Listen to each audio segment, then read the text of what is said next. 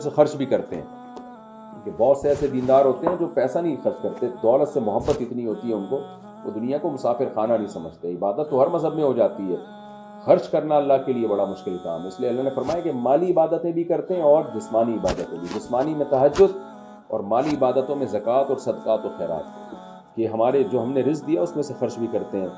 تو پہلے کا اللہ نے کیا بیان کیا تھا کہ جہنم کی آگ میں جلیں گے اور اللہ ان سے کہے گا چکھو اس ہمیشگی کے عذاب کو۔ دوسرے کی کو کیا نعمت ملے گی؟ وَلَا تَعْلَمُ نَفْسٌ، اللہ کہتے ہیں کسی نفس کو خبر نہیں ہے، مَا أُخْفِيَ لَهُم مِّن قُرَّةِ أَعْيُن، جو کچھ ان کے لیے چھپا دیا ہے ہم نے آنکھوں کی ٹھنڈک کا سامان۔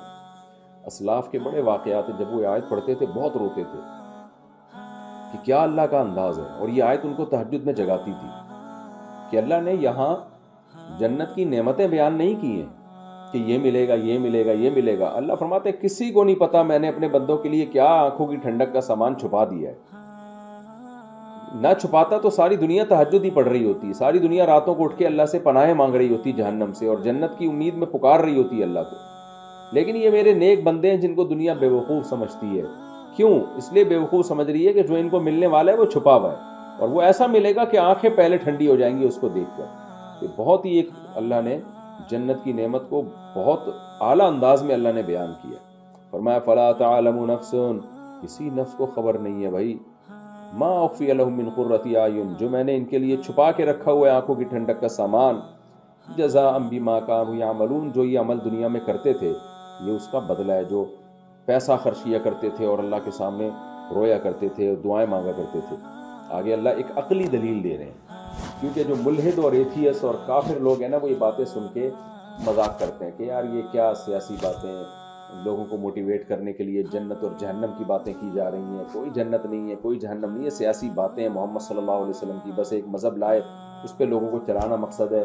تو قرآن کہہ رہا ہے کہ افمن کان مؤمنا کمن کان فاسقا، اگر جنت جہنم نہیں ہے اور مر کے مٹی ہو کے ختم ہونا ہے، اس کا مطلب مومن جو اللہ پہ ایمان لا رہا ہے اور نیک عمل کر رہا ہے، اور ایک فاسق جو برا آدمی ہے، دونوں کا انجام سیم ہو جائے گا۔ پھر تو دنیا کی کوئی حکومت ایسا نہیں کرتی کہ جو حکومت کے قوانین کی پابندی کرے اور جو نافرمانی کرے دونوں کے ساتھ سیم سلوک ہو۔ دنیا میں ایسا نہیں کیا جاتا، تو اللہ ایسا کیوں کرے گا؟ کہ دنیا میں تو پوری سزا بھی نہیں ملتی، پوری جزا بھی نہیں ملتی۔ بعض دفعہ جو مجرم ہوتا ہے وہ بچ جاتا ہے، جو جس کو بچنا چاہیے وہ پکڑا جاتا ہے۔ دنیا میں تھوڑی انصاف ملتا ہے۔ تو اللہ کہتے ہیں بھلا خود سوچو، اگر یہ جنت جہنم جو میں بیان کر رہا ہوں غلط ہے یہ، تو افمن کان مؤمنا کمن کان فاسقا، تو جو مومن ہے اور جو فاسق ہے کیا دونوں برابر ہو سکتے ہیں؟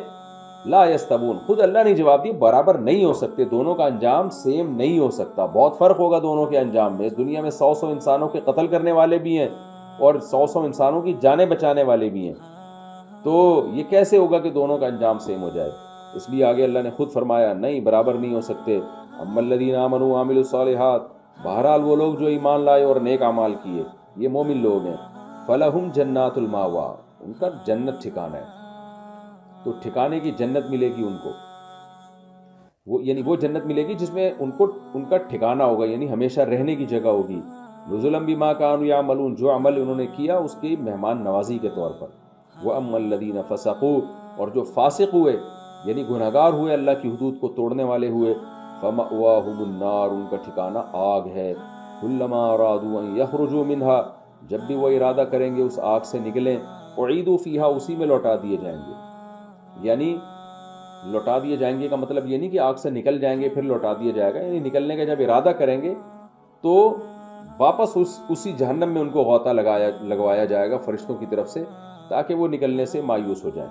وقیل لہم، اور ان سے کہا جائے گا، ذوقوا عذاب النار، چکھو اس آگ کے عذاب کو، الذی، یہ وہ عذاب ہے، کنتم بہ تکذبون، جس کا تم انکار کیا کرتے تھے۔ تم کہتے تھے کوئی جنت نہیں کوئی جہنم نہیں، تم نے انکار کیا تو اب چکھو اس کو، اب کہاں بھاگ کے جا رہے ہو اس سے۔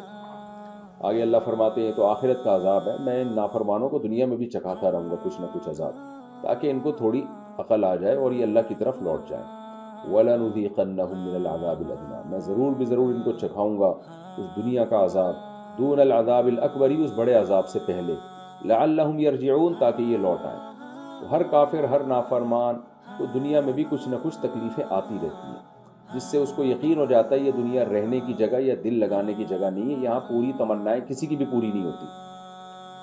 تبھی عقل مند کافر بھی دنیا سے دل نہیں لگائے گا، بہت زیادہ اترائے گا نہیں یہاں پہ۔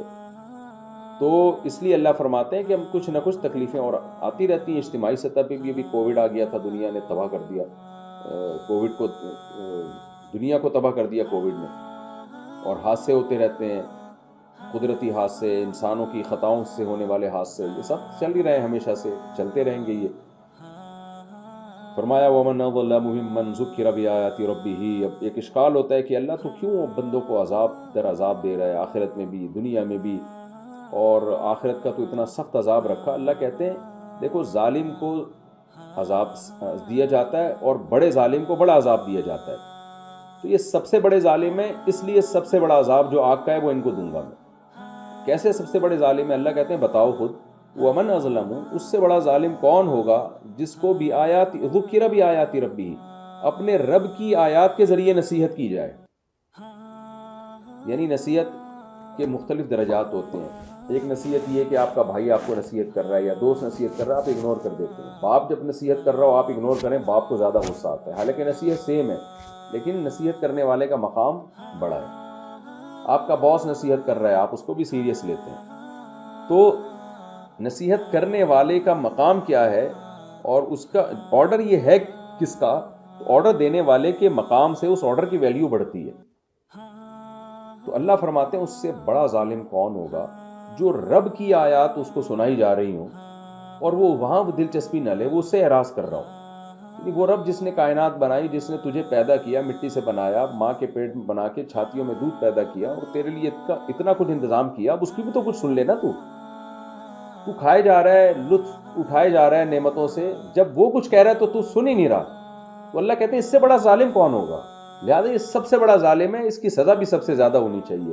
تو یہ جو تم کہہ رہے ہو نا کہ آگ بڑی سزا ہے، تم اس لیے کہ تم اس کو بڑا ظالم نہیں مان رہے ہو، اس لیے کہہ رہے ہو۔ تو وَمَنْ أَظْلَمُ مِمَّنْ ذُكِّرَ بِآيَاتِ رَبِّهِ، اس سے بڑا ظالم کون ہوگا جس کو نصیحت کی جائے اپنے رب کی آیات کے ساتھ، ثُمَّ أَعْرَضَ عَنْهَا، پھر وہ ان آیات سے اعراض کرنا شروع کر دے۔ إِنَّا مِنَ الْمُجْرِمِينَ مُنْتَقِمُونَ، اللہ فرماتے ہیں ہم مجرمین سے انتقام لینے والے ہیں، یعنی اتنے بڑے بڑے ظالموں کو ہم چھوڑیں گے نہیں۔ اللہ ہم سب کو جہنم کی آگ سے محفوظ رکھے، اور ہمیں نماز، تہجد، صدقات و خیرات کا اللہ پابند بنائے، تاکہ ہم بھی ان لوگوں کی فہرست میں شامل ہو جائیں جن کے بارے میں قرآن نے کہا تتجافا جنوبهم عن المضاجع، یہ وہ لوگ ہیں کہ فلا تعلم نفس ما اخفی لهم من قرۃ اعین، کہ کسی نفس کو خبر نہیں کہ ہم نے ان کی آنکھوں کی ٹھنڈک کا کیسا سامان چھپا کے خرچ بھی کرتے ہیں۔ کہ بہت سے ایسے دیندار ہوتے ہیں جو پیسہ نہیں خرچ کرتے، دولت سے محبت اتنی ہوتی ہے ان کو، وہ دنیا کو مسافر خانہ نہیں سمجھتے۔ عبادت تو ہر مذہب میں ہو جاتی ہے، خرچ کرنا اللہ کے لیے بڑا مشکل کام ہے۔ اس لیے اللہ نے فرمایا کہ مالی عبادتیں بھی کرتے ہیں اور جسمانی عبادتیں بھی، جسمانی میں تہجد اور مالی عبادتوں میں زکوٰۃ اور صدقات و خیرات، کہ ہمارے جو ہم نے رزق دیا اس میں سے خرچ بھی کرتے ہیں۔ تو پہلے کا اللہ نے کیا بیان کیا تھا کہ جہنم کی آگ میں جلیں گے اور اللہ ان سے کہے گا چکھو اس ہمیشگی کے عذاب کو۔ دوسرے کی کو کیا نعمت ملے گی؟ وَلَا